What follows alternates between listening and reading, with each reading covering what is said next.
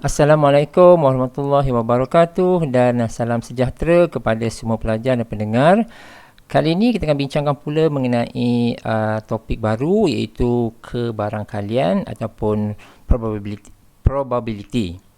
Alright, so dalam permulaan ini kita akan bincangkan mengenai tiga perkara berikut, iaitu yang pertamanya adalah eksperimen, yang kedua adalah outcome dan yang ketiga adalah sample space. Selain daripada itu, kita juga akan membincangkan mengenai representation yang melibatkan Venn diagram dan juga tree diagram, gambar rajah Venn dan juga gambar rajah pokok. Kemudian dalam teaching video seterusnya kita akan melihat pula kaedah mengira probability, iaitu classical approach dan juga relative frequency approach. Baik, mari kita melihat perkara ini terlebih dahulu. Berikut adalah beberapa contoh yang dikemukakan untuk menunjukkan apakah itu eksperimen, outcomes dan juga sample space. Kita ada 1, 2, ada 6 contoh di sini ya, yang dalam table ini. Jadi yang pertama ini, mari kita lihat. Nombor 1, toss a coin once. Kita lambungkan shilling sekali.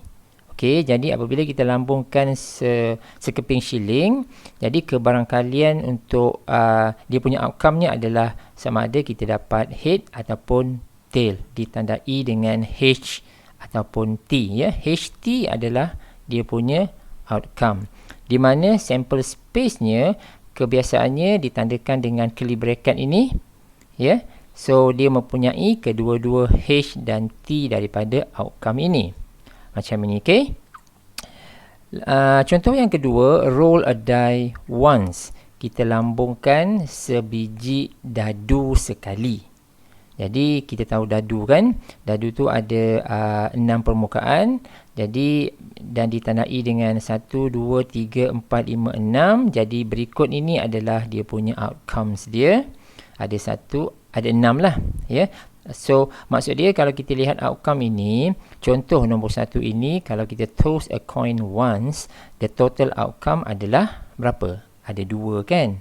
So untuk contoh yang kedua pula, the total outcome-nya adalah berapa? 6.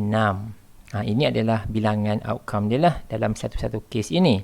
Dan sample space seperti biasa, kita ambil yang ini dan kita masukkan ke sini dalam curly bracket.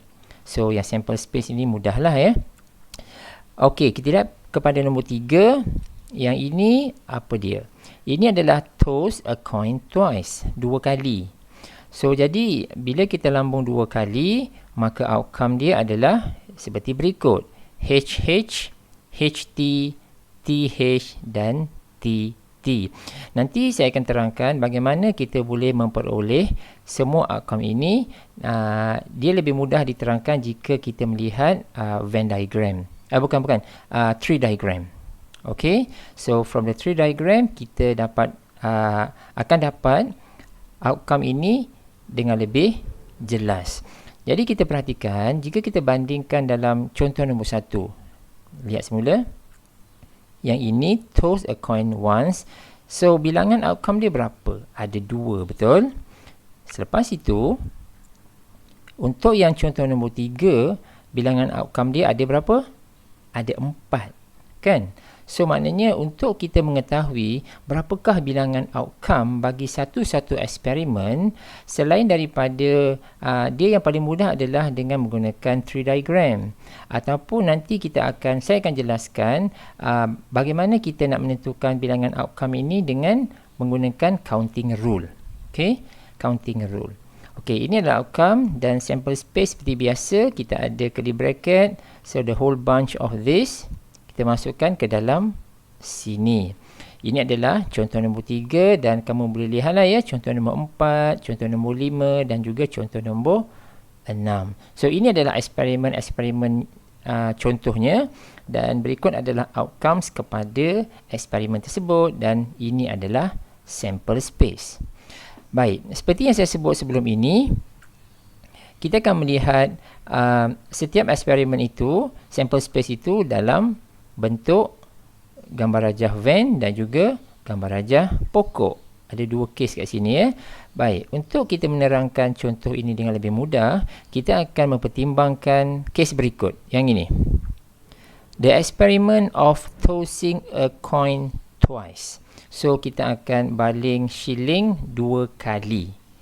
So, sebelum ini kita telah pun tahu menerusi table tadi tu, bila kita balingkan shilling 2 kali, sample space dia adalah seperti berikut. Yang inilah, yang ini. Ya. Ini adalah sample space dia di mana kita akan dapat HH, HT, TH dan TT. Jadi, Venn diagram dia adalah seperti berikut. Okey, ini adalah Venn diagram dia. Kita masukkan semua ni ke dalam Venn diagram ni. Diagram ini. Dia ada kotak ya, ada kotak. Lepas tu semua ni adalah perlu kita masukkan. Right, this is the Venn diagram. Untuk tree diagram adalah yang ini. So, this is the tree diagram di mana for the first toss, balingan yang pertama, kita akan dapat head dan juga tail. Okay, so dapat head dan juga tail. Untuk balingan yang kedua, untuk setiap ini, kita akan dapat sekali lagi head dan tail ataupun tail dengan head. Untuk yang ini juga berlaku benda yang sama, kita dapat tail dan juga head. Jadi dia punya outcome dia adalah, kita lihat kat sini, kita dapat H, T, kita dapat sini H, T, H, H, kita dapat H, H, T, T, di sini T, T, dan juga T, H, ini adalah T, H. So, ini adalah outcome dia, di mana bilangan outcome dia berjumlah 4. Right? Ini adalah contoh tree diagram dalam case eksperimen tossing a coin twice. Baik. Seterusnya, ini adalah yang saya sebut tadi, iaitu counting rule, di mana macam mana kita nak tahu the total outcome of the given experiment. Jadi kita lihat kat sini, dia adalah satu rumus kat sini ya, RST dan sebagainya. Jadi kita terus tengok satu contoh mudah dekat sini. Baik, untuk contoh ini dia akan mempertimbangkan toss a coin 3 times. Ya, 3 kali. Jadi untuk kes ini, mari kita generate the tree diagram. Tree diagram macam ni.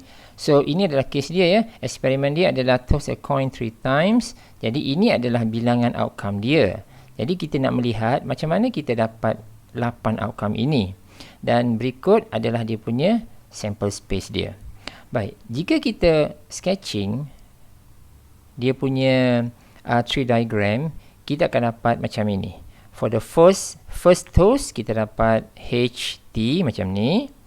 For the second toss, kita dah tahu tadi kan, contoh sebelum ni kita dah pernah jumpa dah.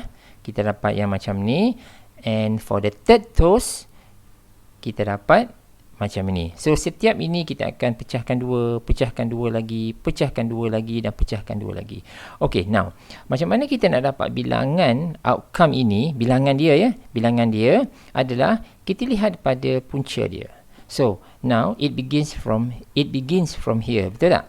So, dari sini, dia pecah 2 kan? So, kita tandakan 2 kat sini. Okey, untuk ini pula, dia pecah 2 lagi. So, kita buat 2 kat sini. So, untuk yang ini, dia pecah 2 lagi. Ada 2 kat sini. Jadi, apa yang perlu kita buat adalah, kita hanya perlu darabkan sahaja. 2, 2, 2. So, 2 kali 2, 4. 4 kali 2, 8. So, maksud dia, total outcome kita mesti ada 8. Which is this. Okey, so macam mana kita dapat HTT ini? Kita guna ini sahaja. Ini HTT. Sebab itu kita dapat HTT. Okey. HTH. Kita dapat HTH. Begitulah seterusnya sehingga kita dapat THH. Ini dia THH. Okey, so ini adalah cara kita mengenal pasti berapakah total outcome bagi satu-satu eksperimen yang diberi, dan take note macam mana kita nak generate outcome dia. Ini dia ya. Okey, so saya rasa sampai sini dulu video pendek bagi teaching video kita kali ini. Kita akan sambung dalam teaching video yang akan datang. Thanks for watching. See you in the next video.